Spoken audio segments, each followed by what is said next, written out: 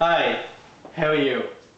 Today I want to go over something which has come up again and again and again over the last couple of weeks with clients phoning me up and current clients that I'm currently doing personal training with. And that is two things.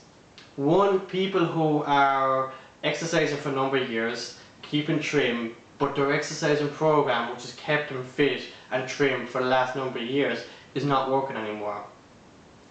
Secondly, clients who are putting in 4 to 5 hours per week on exercising and just not getting no results. Are you putting in 4 to 5 hours per week training and getting no results? Are you doing a lot of walking, going to fitness classes, dancing classes such as aerobics or swimming or salsa or any of these particular aerobic classes, and are you not getting the results that you want? Let me explain why. At the age of 20, mid-20s and plus, we lose 0.5% of our muscle tissue every year. So technically, in our mid-20s, we're in a deficit that we're losing muscle tissue. To lose weight, we have to have a high metabolism, and the only way of doing that is by increasing our muscle tissue. So as we're losing muscle tissue, the body's becoming less effective in burning calories. The only way of increasing your muscle tissue is by doing resistance and weights exercises. This leads on to the second problem of, particularly women are very prone to it. If they've got a wedding or they've got a holiday coming up and they want to lose a few pounds, they spend hours and hours and hours walking the streets. They spend hours going to fitness classes such as aerobics or circuit training or salsa or swimming or all these particular classes, and they're finding they're not getting the results that they are looking for. The reason is we've got three different energy systems in the body. One is your creatine phosphate or your ATP system. Now this system is predominantly used for very quick explosive exercises over a short period of time.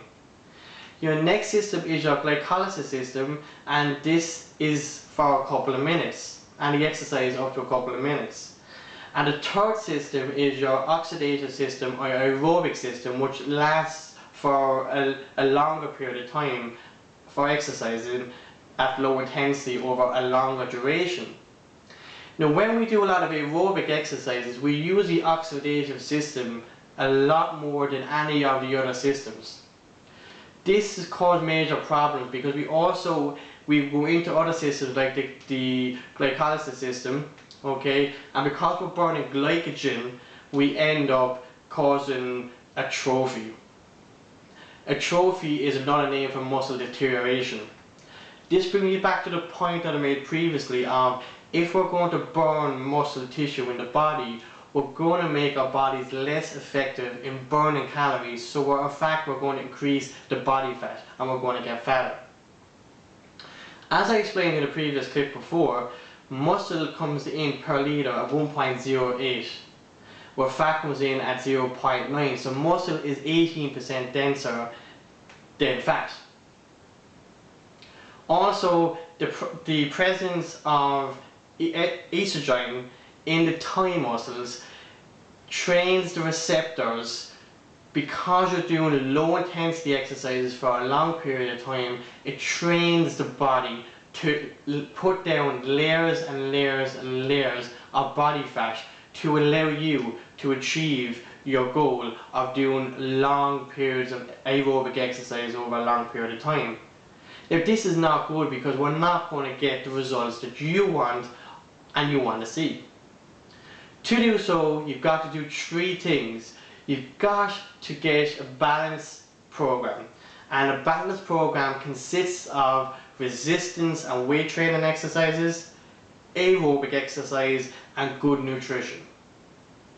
Now weights exercises do not mean that you need to turn into a bodybuilder. It does not mean you've got to spend hours and hours in the gym pumping really heavy weights. This is not the case whatsoever. Once again, I would urge you to contact your personal trainer or your fitness instructor to draw you up a fitness plan to suit you and your goals. But just remember, the next time that you're going out for that long walk for an hour, you're actually making yourself fatter. Now don't get me wrong, aerobic exercises is very good from a physiological and from a psychological point of view. The serotonin released in the brain and the endorphins that are released are excellent for stress relief. But when we're talking about weight loss, aerobic exercise in isolation on its own will make us fatter. The only way we combat that, and the only way that we can increase our muscle tissue, increase our metabolism, which makes our body more effective in burning calories, is by doing resistance and weight training. So if you're the type of person who's doing hours and hours of walking per week, going into fitness classes, going into swimming and dancing classes, try to reduce that size slightly and spend the time doing weight exercises and resistance training in conjunction with a balanced diet, and you'll find yourself getting a lot better results. I hope you found that tip very useful. If you got any questions, don't hesitate to contact me on info@mbhfitness.com. My website address is www.mbhfitness.com, and you can catch me on Twitter on www.twitter.com/PierceKennedy, or Facebook www.facebook.com/mbhfitness.